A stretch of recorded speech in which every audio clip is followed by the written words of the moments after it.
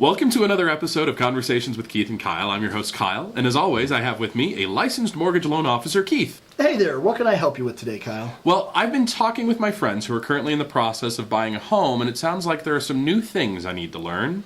Like what? To start, what is earnest money? Great question.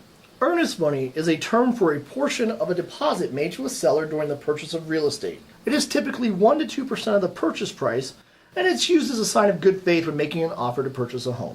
That's a lot of money and one heck of a sign of good faith. True, but it's not like the seller pockets the cash and gets to run away with it. The earnest money check is made out to the escrow company handling your purchase. The money is not given to the seller until your loan closes, and it can be used as part of your down payment. So the seller doesn't get that money until the loan closes, and if the loan doesn't close, I get my money back, right? Actually, it's not that simple. The terms of every real estate contract are different, but the seller can keep the money in the event that certain criteria aren't met. Like what? Well, in most states, earnest money is used to prevent someone who is not overly serious from putting an offer on a home and then changing their mind at the last minute and walking away from the deal without consequence. This would be a problem for a seller who may miss an actual bona fide offer to purchase their home from someone who is a serious buyer. So you said in most states. Is every state different?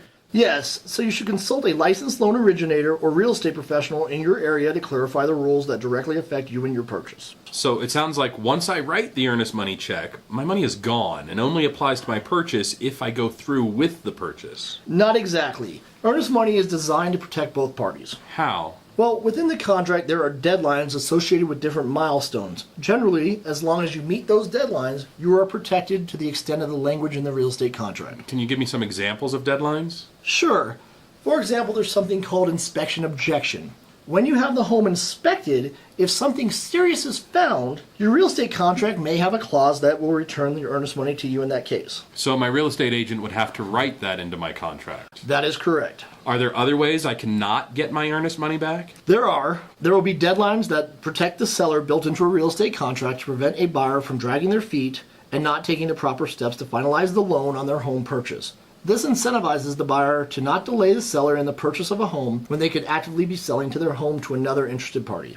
How will I know if that's in my contract? It would be best to have that conversation with a licensed realtor. That makes sense. I wouldn't want you to make a blanket statement that would open you or your company up to a lawsuit. I'll be sure to consult licensed professionals in my area. Good for you. Now, another thing about your earnest money, and for all funds you are using for the purchase, is they must be sourceable. What does that mean? It means you can't just use cash from a shoebox that you've been hiding under your bed. The money has to be sourced from somewhere in the banking system. For example, it can come from your pay, savings in a financial institution, retirement, or you could even sell an asset like a house or a car, but something that you would have a contract or receipt for. Or it could even be inheritance. Any money used has to come from a verifiable source. Okay, that makes sense. I'm sure the government wants to make sure everything is on the up and up, but what if the money was a gift?